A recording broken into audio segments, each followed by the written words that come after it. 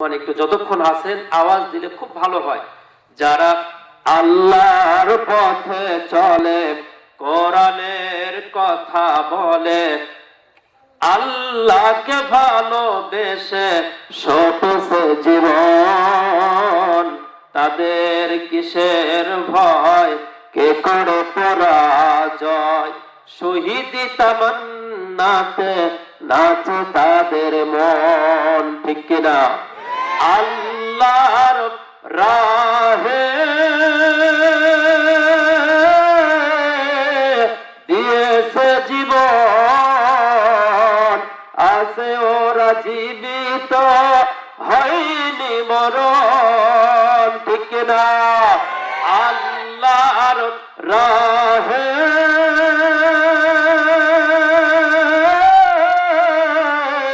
দিয়েছে জীবন, আছে ওরা জীবিত, হয়নি মরণ। বলেন মারহাবা। ওয়ালা তাকুলু লিমান ইয়াকতালু ফি সাবিলিল্লাহি আমওয়াত বাল আহইয়াউ ওয়ালাকিন লা তাশউরুন। জোরে বলেন আল্লাহু আকবার।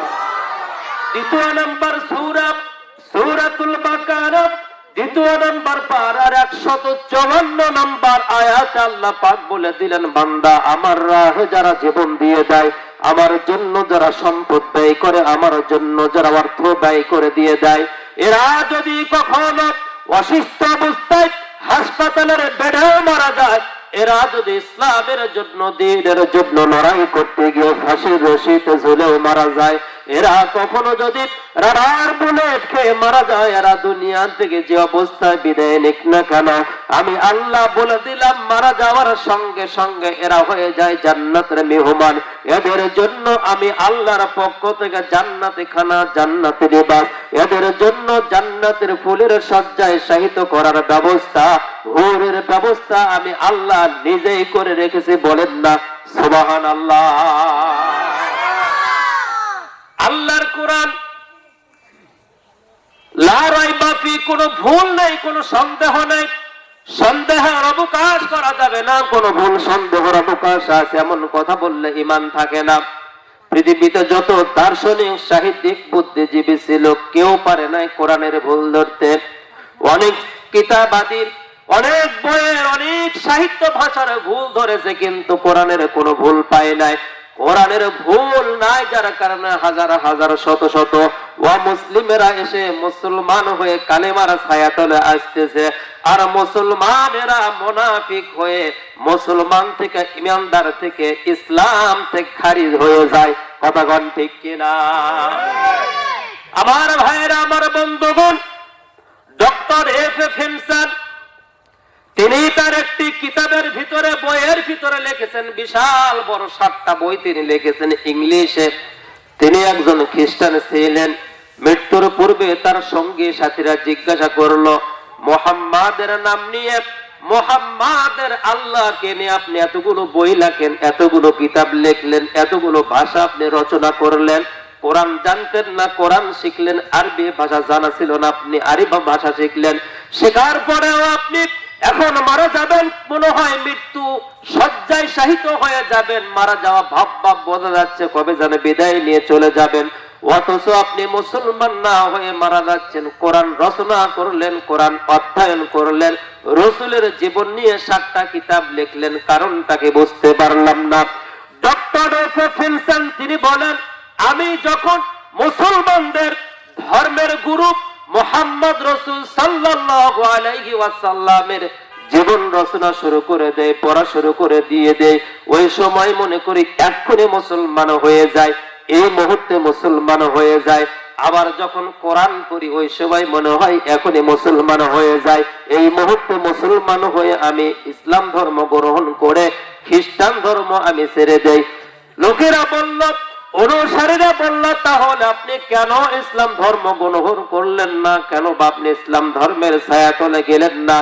ডক্টর এফ হিমসন তিনি বললেন, তার ইংলিশ বইয়ের ভিতরে লিখেছেন, আমি যখন মুসলমানদের নবী মুহাম্মদের জীবন লেখা শেষ করে দিয়ে ক্লান্ত হওয়ার পরে বইটা রেখে কলমটা রেখে বাহিরে যায়। বাহিরে যাওয়ার পরে যখন আসাদপুর বাজারের মতো বাজারে চলাফেরা করে, ওই মুসলমানদের গ্রামে যায়, মুসলমানদের দোকানে গিয়ে লেনদেন করি, মুসলমানদের সাথে বসে যখন চা খাই, মুসলমানদের সাথে যখন কথা বলি, ওই সময় মনে করি যে এই পৃথিবীতে সব চাইতে উৎকৃষ্ট, সব চাইতে মূল্যবান ধর্ম ছিল মুসলমানদের ধর্ম, ধর্মগুরু ছিল মোহাম্মদ রসুল। কিন্তু ওদের সাথে লেনদেন, ওদের সাথে কথাবার্তা, ওদের সাথে চলাফেরা করতে গিয়ে, ওদের সাথে কেনাকাটা আদান প্রদান করতে গিয়ে যতটুকু উপলব্ধি করতে পারলাম, এই পৃথিবীতে সব চাইতে নিকৃষ্ট, সব চাইতে হিয় প্রতিপন্ন, সব চাইতে যদি ঘৃণার কোন ধর্ম থাকে, ওই ধর্মের নাম মুসলমানদের ধর্ম, ইসলাম। কারণ এরা মিথ্যা কথা বলে, এরা সুদ খায়, এরা ঘুষ খায়, এরা প্রবঞ্চনা দেয়, এরা মানুষের আমানত খেয়ানত করে। অতএব এই দুঃখে আমি ইসলাম ধর্ম গ্রহণ করতে পারলাম না। জোরে বলেন না নাউজুবিল্লাহ। আল্লাহ রাব্বুল আলামিন বলেছেন, আল্লাযী খালাকাল মাউতা ওয়াল হায়াতা লিয়াবলুয়াকুম আইয়ুকুম আহসানু আমালা ওয়া হুয়াল আজিজুল গফুর।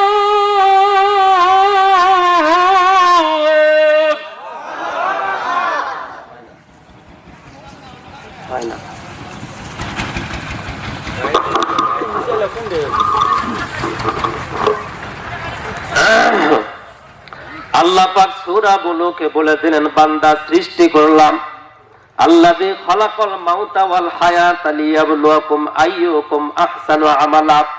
আমি তোমাদেরকে সৃষ্টি করলাম দুইটা কাজের জন্য। এক নাম্বার, তোমরা কি করবা, দুনিয়ার জিন্দেগিতে, তোমাদের আমলের জিন্দেগিতে সময় যেটা বাবা, এটার ভিতরে আমল করবা। এই আমল করার পরে তোমাদেরকে একটি পরীক্ষার হলে ঢুকিয়ে দিব, তোমাদেরকে একটি সেন্টারে আসতে হবে, যে সেন্টারে গিয়ে তোমাদের বাবাও পরীক্ষা দিয়েছে, তোমাদের মাও পরীক্ষা দিয়েছে, তোমাদের নেতাও পরীক্ষা দিবে, তোমাদের কর্মীও পরীক্ষা দিবে। ওই সময় তোমাকে জিজ্ঞাসা করা হবে না কোন দলে তুমি সাপোর্ট করেছিলে, ওই সময় বলা হবে না তুমি কোন বংশে জন্মগ্রহণ করেছিলে, ওই সময় বলা হবে না মুক্তির যুদ্ধের সার্টিফিকেট আছে কিনা, বিসিএস ক্যাডার কিনা, তুমি এমবিবিএস পাস করেছে কিনা, এইটা জিজ্ঞাসা করা হবে না। বলা হবে আল্লাযী খালাকাল মাউতা ওয়াল হায়াতা লিয়াবলুয়াকুম আইয়ুকুম আহসানু আমালা। দুনিয়ার জিন্দেগিতে যা জীবন দেওয়া হয়েছিল, যে সময়টা দেওয়া হয়েছিল, সেই সময় মোতাবেক কতটা তুমি আমল ভালো করে এসেছো। আসো আমলটা দাও, স্যাক্রিফাইস তোমার যত্ন হয়ে যাবে। আমলে উত্তীর্ণ হতে পারবে না, জাহান্নামে জ্বলতে হবে। উচ্চ আওয়াজে বলুন না সুবহানাল্লাহ। আমার ভাইয়েরা, আমার বন্ধুগণ, ডক্টর এফ ফিনসন বললেন, এই মুসলমানদের চরিত্রের কারণে, এদের কথাবার্তা, এদের আদান প্রদান, এদের মিথ্যাবাদী, এরা নিকৃষ্ট, এদের মতো খারাপ কোন মানুষ পৃথিবীতে থাকতেই পারে না। অথচ কোরআন বলেছেন মুসলমানদের মতো উৎকৃষ্ট মানুষ আর হতেই পারে না। কালিমার মালা গলায় পরার সঙ্গে সঙ্গে সমস্ত নিষিদ্ধ, সমস্ত অপরাধ সবকিছু ছেড়ে দিতে হবে বাধ্যতামূলক। স্কুলে ভর্তি হওয়ার পরে 10টার 1 মিনিট পর আসলে আপনাকে অবশ্যই ক্লাস টিচার বলবে কেন দেরিতে আসলা। একদিন অ্যাবসেন্ট করলে বেতের পেটন খাইতে হবে, 5 টাকা 10 টাকা জরিমানা দিতে হবে। পরীক্ষায় অ্যাটেন্ড হতে হবে, পরীক্ষায় অ্যাটেন্ড হবেন না, 10টার পরে আসবেন। মাঝে মধ্যে অ্যাবসেন্ট করবেন, নামটা খাতাতে কেটে দেওয়া হবে। যদি কেটে দেওয়ার পরে বার্গেটিং করে প্রভাব প্রতিপত্তি খাটা বলেন, না না স্কুলে আমি ছাত্র ভর্তি হয়েছে, আমার দাদা ছিল মুক্তিযোদ্ধা, আমি অমুক দলের নেতার কর্মী, আমাকে বের করে দেন কেন, আমি এই স্কুলের সভাপতির ছেলে। ওই স্কুলের ম্যানেজিং কমিটি শক্তিশালী যদি হয়, স্কুলের টিচাররা যদি ভালো হয়, তাহলে বলবে বাবা হয় তুমি থাকবা, নাই তো আমি থাকবো, কারণ তোমার কারণে অন্য ছাত্ররা নষ্ট হয়ে যাবে। ঠিক কিনা? বোঝার চেষ্টা করবেন, ছাত্র নষ্ট করা যাবে না, স্কুলের পরিবেশটাও খারাপ করা যাবে না। বিদায় ছাত্র যদি হও তাহলে নিয়মিত আসতে হবে, নিয়মিত যদি না আসো তাহলে তোমার নাম কেটে দিব। এতে চাকরি থাক চাইতে না থাক, স্কুলের পরিবেশ নষ্ট করা যাবে না।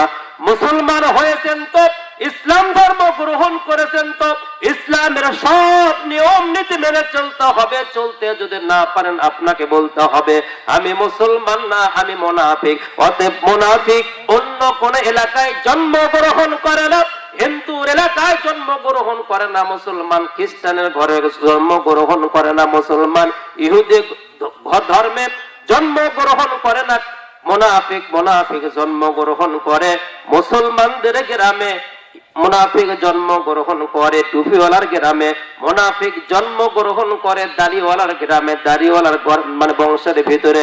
এই জন্য মুনাফিক পরিচয় নিয়ে আমাকে বাঁচতে হবে।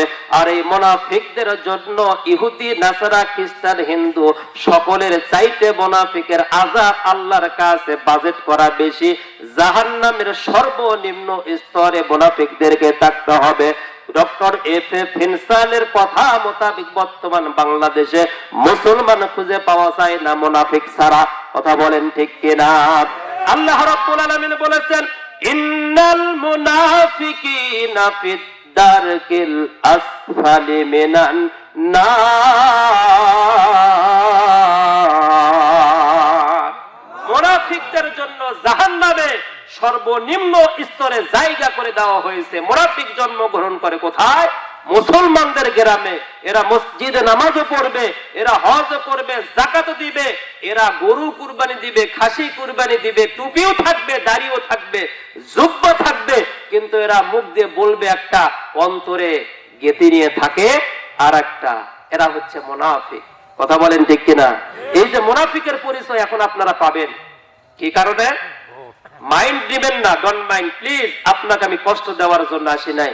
আমি চাচ্ছি না সালামুন কওলাম মির রব্বির রহিম যখন আল্লাহ পাক ডাক দিবে, সালামুন কওলাম মির রব্বির রহিম, ওয়েলকাম, এদিকে আয়। ওই সময় কিছু মানুষ দৌড়াবে, আল্লাহর দিকে দৌড়াবে। সালামুন কওলাম মির রব্বির রহিম, আপনার আমার রব সূরা ইয়াসিনের ভিতরে আল্লাহ পাক বলেছেন ডাক দেওয়ার সাথে সাথে মানুষেরা দৌড়াবে। ডান সাইডের মানুষেরা দৌড়াবে, বাম সাইডের মানুষকে বলা হবে আমতাজুল ইয়াউমা আইয়ুহাল মুজরিমুন। দুনিয়ার সফলতা নয়, পায়ে ধরে বলছি, দুনিয়ার সফলতা নয়। দুনিয়া দু চার ঘন্টার জন্য, 2-4-5 দিন, 10 দিন, 2-4-5 বছর, 10 বছর ক্ষমতার জন্য সফলতা নয়। সফলতা ব্যর্থতা দুনিয়া নয়। সবচাইতে বড় সফলতা কবর, হাসর আর মিজান। এইটাতে যদি আপনি ঠেকে যান, আল্লাহর কসম করে বলে আর চাইতে আর বড় ব্যর্থতা পৃথিবীতে আর কিছুই হতে পারে না। আল্লাহ পাক ডাক দিয়ে বলবে সালামুন কওলাম মির রব্বির রহিম। রিকশাওয়ালা, ভ্যানওয়ালা, বড় লোক, ছোট লোক, এরপরে আপনার যে সমস্ত মানুষের শরীরের মাংস গোশত ছিল না, যে সমস্ত মানুষের প্রভাব প্রতিপত্তি ছিল না, ক্ষমতার তেমন কোনো মার্কেটিং করার মতো উপরে কোনো লোক ছিল না, এই দুর্বল লোকগুলো ইমানদার হওয়ার কারণে, এরা সত্যিকারী মুসলমান হওয়ার কারণে এরা দৌড়ে আসবে আল্লাহর দিকে। আল্লাহ রাব্বুল আলামিন ডাক দিয়ে বলবেন সালামুন ক্বালাত মির রাব্বির রহিম। দৌড়ায় আল্লাহর দিকে আসবে। আল্লাহ বলবে আজকে আমি তোমাদেরকে নিজে হাতে একটা মালা গলায় পরায়া দিব। অন্য বাম সাইডের লোকেরা তাকায় থাকবে আর বলবে ঘটনাটা কি? ফেরেশতারা বলে দিবে দুনিয়ার জিন্দেগিতে কি মাওলানা শেখ আবু ইউসুফ কোরআন দিয়ে কথা বলে নাই? বলেছে, হ্যাঁ বলেছে, কিন্তু তোমরা কি শোনো নাই? তখন ওরা কি বলবে শোনেন। আল্লাহ রাব্বুল আলামিন সূরা মুলুকের ভিতরে বলেছেন ওয়াকালু লাউ কুন্না নাসমাউ আও নাআকিলু মা কুন্না ফি আসহাবিস সাঈদ।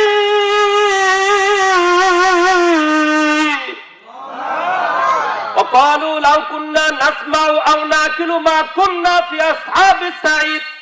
বলেছিল মাওলানা শেখ আবু ইউসুফ, আমরা মনে করেছিলাম হুজুরেরা এই কথাগুলো বলে থাকে, হুজুরেরা এই কথাগুলো বলে, যে জায়গায় যায় ওই জায়গায় বলে, মসজিদে বলে, মাদ্রাসায় বলে, ওয়াজ মাহফিলে বলে, যে জায়গায় যায় হুজুরদের সামনে দাঁড়াইলে হুজুরেরা শুধুমাত্র জাহান্নামের ভয় দেখায়, জান্নাতের আশ্বাস আমাদেরকে দেয়। কিন্তু নগদে বিশ্বাসী আমি এই জন্য ওই কথাগুলো শুনেছিলাম। আমরা শোনার পরেও না শোনার ভান করে আমরা আল্লাহটা আমাদের গর্দানটা বাঁকা করে অন্য দিকে নিয়ে চলে গিয়েছিলাম। আল্লাহর ফেরেশতারা বলবে এই জাহান্নামের কথা কি তোমাদের কবরে পৌঁছে দেওয়া হয় নাই?